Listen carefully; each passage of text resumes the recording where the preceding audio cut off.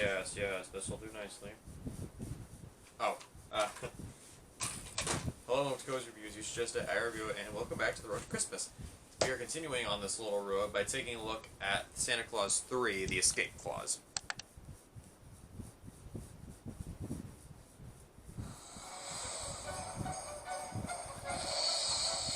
The first clause. You killed him! Did not change the face of the holidays. The second clause proposed a challenge. I've got to get married? I don't think this woman out there doesn't want a piece of this. This time, Christmas is getting Jack. Jack Frost, you are hereby charged with attempting to upstage Santa Claus in a manner that is both willful and malicious. Excuse me. Did you just accuse me of being skillful and delicious? I'm tired of playing second fiddle. I'm going to be Santa Claus. Jack, you gotta let this go. You get TV specials and the postage stamps and the army of toy-building yes-men. What do I get? A few runny noses and some dead citrus. But now, the most powerful clause of all, The escape clause. the escape clause, The escape clause. will be triggered, sending everyone back in time.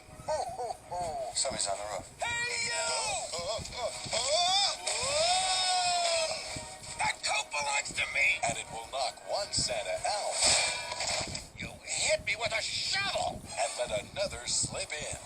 You tricked me! You're not Santa anymore.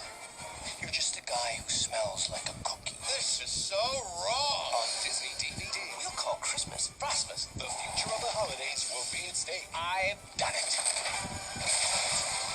What have you done?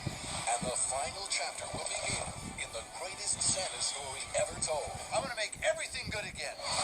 Walt Disney Pictures presents Tim Allen. Give me a status report. Your pants are on fire. Yes, they are. Martin Short. I'm Jack Frost. Okay, chill. I invented chill. Hey, Mom! Santa Claus 3, The Escape Clause. Ho, ho, ho! And you can pretty much guess what kind of film we're getting from that trailer.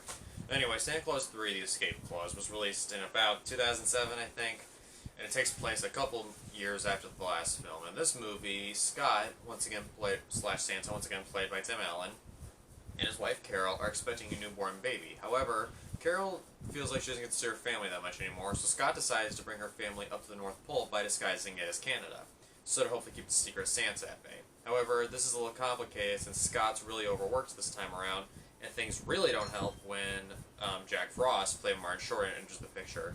Frost is mad at Santa for not giving him his own holiday. He then tricks Scott into activating the escape clause, which basically takes him back to when he first became Santa, and Frost ends up taking Scott's place. So will he be able to save Christmas, or will it be ruined forever?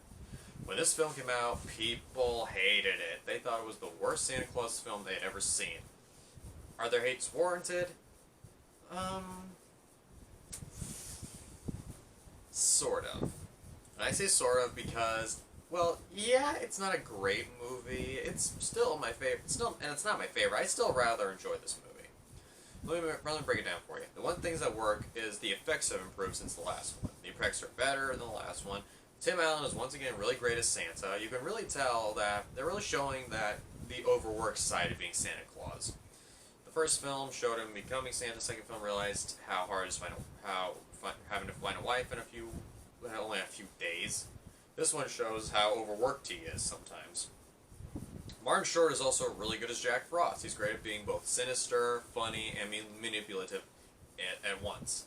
The design could have been a little bit better, but I'd say I guarantee it's still better than other films that have Jack Frost in it. The things that don't work, on the other hand, is the story and the humor. The story is a very typical story. It kind of does the whole "It's a Wonderful Life" / Back to the Future thing halfway through it, and sometimes the humor really falls flat on its face. Sometimes half the humor, half the time, is just a bunch of the characters just in dead silence, and I will say it's not very funny. But with that said, there are some good moments. Like, there's a really great scene where Santa makes a toy out of old busted up toy parts, and it's really cool, like a rocket-powered scooter. That would have been an awesome toy to have. Also, the Hall of Snow Globes is really cool. We get to see all the snow globes from the Santas of past generations, which is a cool idea. However, the ending is kind of a cop-out, but, that's warranted in these Santa Claus movies at this point.